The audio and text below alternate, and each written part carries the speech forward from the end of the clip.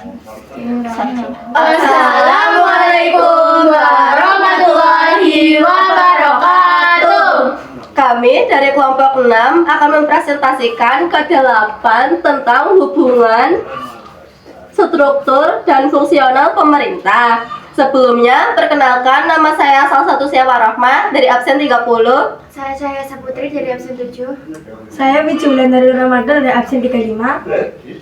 Saya Kalita Zara dari absen 34. Saya Zara Benisa dari absen 36. Saya Vera Yunisabella dari absen 13. Hubungan struktur pemerintah pusat dan daerah desentralisasi secara etimologis adalah suatu hal yang terlepas dari pusat. Desentralisasi dibedakan menjadi 3 bagian, yaitu 1.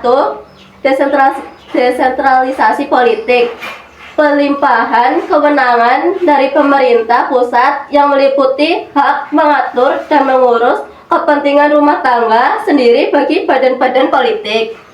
2. Desentralisasi fungsional, pemberian hak kepada golongan-golongan tertentu untuk mengurus kepentingan tertentu dalam masyarakat. 3. Desentralisasi kebudayaan, pemberian hak kepada golongan-golongan minoritas dalam masyarakat untuk menyelenggarakan kebudayaan sendiri. Kelebihan desentralisasi: mengurangi bertumpuknya pekerjaan di pusat pemerintahan, dapat mengurangi birokrasi dalam arti buruk karena keputusan dapat segera dilaksanakan. Desentralisasi secara psikologis dapat memberikan kepuasan bagi daerah karena sifatnya yang langsung. B. Hubungan fungsional pemerintah pusat dan daerah. Landasan hukum penerapan otonomi daerah di Indonesia. 1. Undang-Undang Nomor 1 Tahun 1945 tentang Komite Nasional Daerah atau KND. Yang kedua, Undang-Undang Nomor 22 Tahun 1945 tentang pokok-pokok pemerintahan daerah. Yang ketiga, Undang-Undang Negara Indonesia Timur Nomor 44 Tahun 1950 tentang Pemerintah Daerah Indonesia Timur. Kedudukan dan peran pemerintah daerah. 1.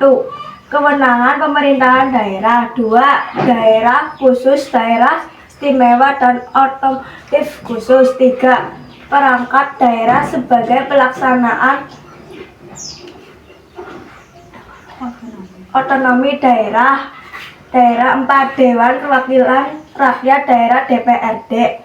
5. Proses pemilihan kepala daerah. 6. Peraturan daerah. 3. Faktor yang menjadi dasar pembagian fungsi, urusan, tugas, dan wewenang.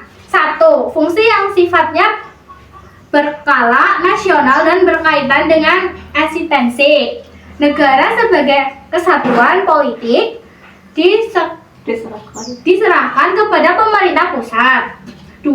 Fungsi yang mengangkat pelayanan masyarakat yang perlu disediakan secara beragam untuk seluruh daerah dikelola oleh pemerintah pusat. 3. Fungsi pelayanan yang bersifat lokal.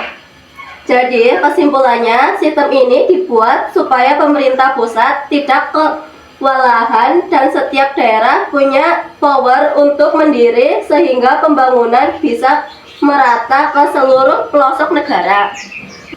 Moto: keberhasilan bukanlah milik orang pintar. Keberhasilan adalah milik mereka yang senang biasa berusaha.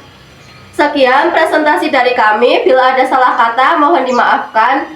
Wassalamualaikum warahmatullahi wabarakatuh.